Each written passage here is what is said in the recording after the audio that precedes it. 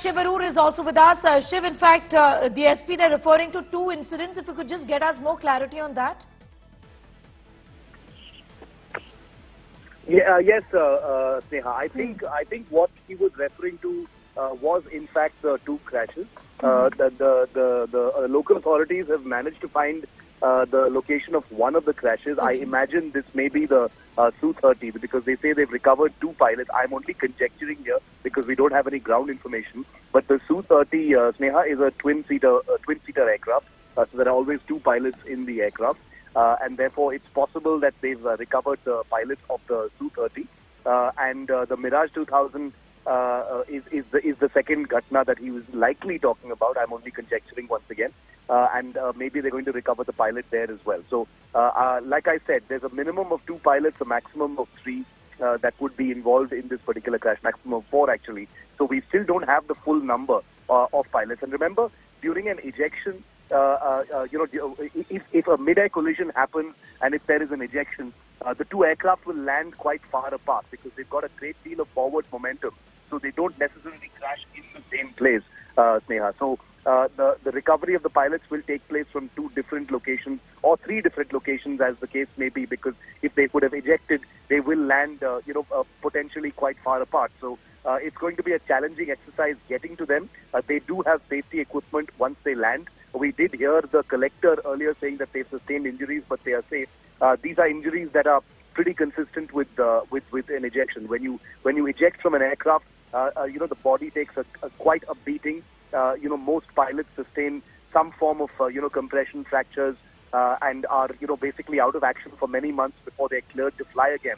So those things, the aeromedical authorities will take care of the pilots. They have all the systems to take care of pilots and put them back to flying. But right now the priority is on search and rescue, recovering the pilots, getting them as quickly to safety, making sure that the debris of the aircraft is not a threat to the local populations or villages that may be nearby, because people tend to gravitate towards accident sites and they might get burnt. There's always a possibility of further explosions even after the first impact. There's a great deal of aviation fuel that's on fire. So all these safety aspects have to be taken care of at this point of time. The priority, of course, is the pilots there. Absolutely. We're getting in details from the collector of Morena. We also spoke to the SP, and this is what they've told us. We're essentially talking about two crashes. One, like Shiv was telling us, is the Su-300, possibly two pilots in that particular aircraft, and two of them have managed to eject safely, though they have received injuries, is what we've been given to understand. This incident has taken place at 5:30 this morning. The second incident is involving the Mirage 2000 aircraft that the SP was also referring to a few moments ago, and we'll put that out once again for our viewers. These are initial and sketchy details at this point in time. Both pilots ejected safely as far as the first crash is concerned. Possibly there is one pilot in the Mirage 2000 that also crashed some distance away from where the first crash has taken place. We're referring to it, talking about two crashes this morning, approximately, that has taken place at about 5:30. And they essentially took off from Gwalior, where an exercise was being carried out.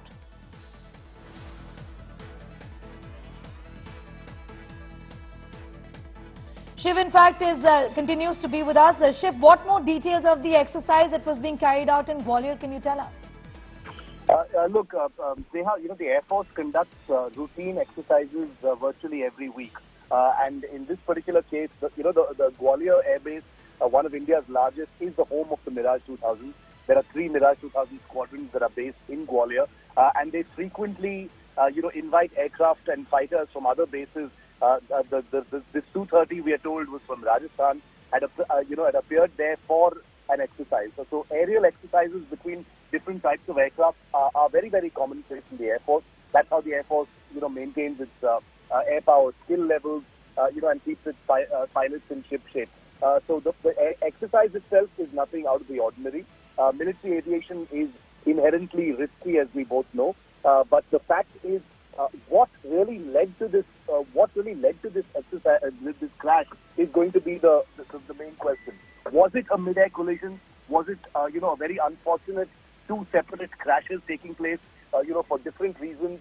We're not sure just yet. It's extremely uncommon for two fighters to crash at the same time, which is the reason why, most people are conjecturing at this time that it was in fact a mid-air collision, because otherwise two fighters crashing separately is a highly unlikely thing. It's theoretically possible, but the likelihood of two aircraft crashing at the same time is highly unlikely unless they've got a common cause, which is possibly a mid-air collision. So we're waiting for an official word on that. Military aviation is an extremely beguiling business because it is inherently risky. The decision-making time for pilots to be able to eject once there is an in-flight emergency is in the microseconds, not even in the seconds, Sneha. And therefore, we'll have to wait and see precisely what happened. During exercise flying, there are occasions when aircraft have to fly quite close together. There are maneuvers where they're simulating, possibly dogfights and, close combat and aerial combat and things like that. And therefore, there is always the possibility of a mid-air collision, though these are highly qualified pilots. There may have been something that has gone wrong, could have been a technical failure that sent one of the aircraft off its path. But all of this is only mere speculation at this point of time, so I don't want to get too deep into that. We should rather trust the Indian Air Force to come out with a statement shortly. Hopefully, they will do that very shortly. Remember that as of now, in the minutes and hours after a crash takes place, there's always a cloud of confusion over what really happened. So there are officials and experts putting together that data as we speak right now, to make sense and provide a full picture before it can be released to the public. Also remember the sensitivities, because there are families involved. There will be a lot of anxiety about the pilots right now. So one must be really careful about talking about the condition of the pilots. It's good that the collector has given us a sense that two of them are safe and recovered, but we need to get those numbers absolutely accurate, because the families know their loved ones are flying. So we need to get that official information before we put it out, Sneha.